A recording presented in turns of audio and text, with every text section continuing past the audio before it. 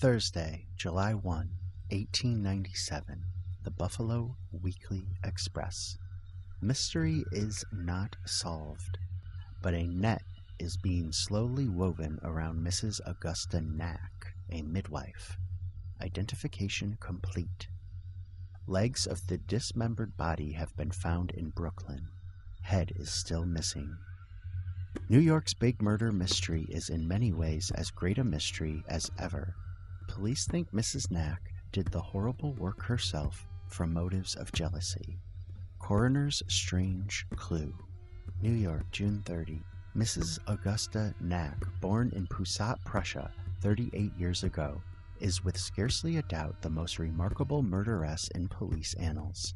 If the headless body at the morgue is that of William Guldensuppe, a rubber in the Murray Hill Turkish Baths in West 42nd Street, she is behind prison bars. That the body is that of Guldensuppe is almost beyond doubt.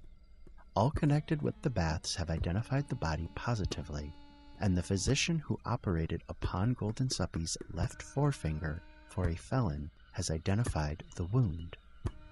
The legs of the body, which were found floating off the Brooklyn Navy Yard today, makes the identification more certain. The soles of the feet are calloused as Guldensuppe's were. The feet of all attendants in Turkish bathrooms become calloused by the constant contact with the marble floors. After a long day spent upon the great murder mystery, Captain O'Brien, the chief of detectives, sat in his office tonight before a table, upon which were a saw of the thickness of the one used to cut up the body, a knife long enough and broad enough to have made the mortal stab wounds, a steel with which the knife might have been sharpened to carve up the body, and a revolver. All of these articles had been found in the rooms of Mrs. Knack at number 439 9th Avenue. Guldensuppe was a German, born near Hamburg 40 years ago. He had long been employed as a rubber in the Murray Hill Baths. He had been taken into the house of Mr. and Mrs. Herman Knack as a lodger. The husband left the wife because of Guldensuppe, and she freely admits her relations with Guldensuppe since then.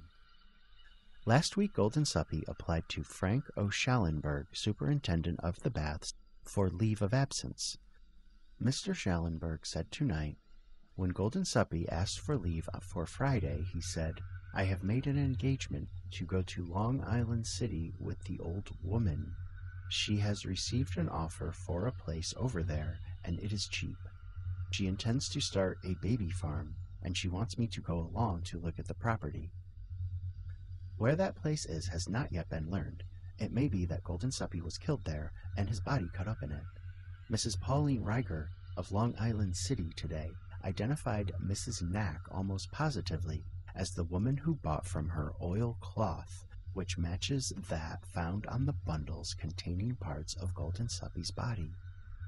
It remains to be discovered how Mrs. Knack, if she alone be guilty, got the bundle weighing 115 pounds to the Ogden Woods, where it was found.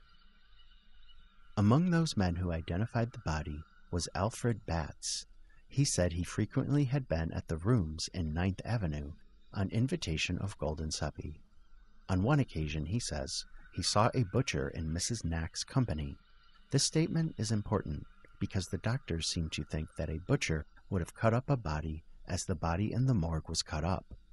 It is argued, however, that Mrs. Knack, being a midwife and having studied in a thorough school in Germany, would have known as much about cutting up a body as a butcher would know.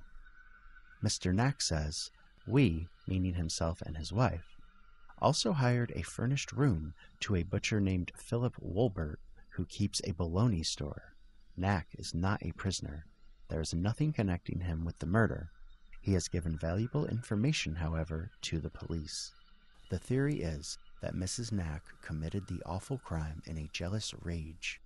Guldensuppe, having in her presence, and to her knowledge on other occasions, paid much attention to another woman. Deputy Coroner Philip O'Hanlon thinks he has a clue which will be important in solving the mystery. He has conferred with detectives on the matter, and they are working it up.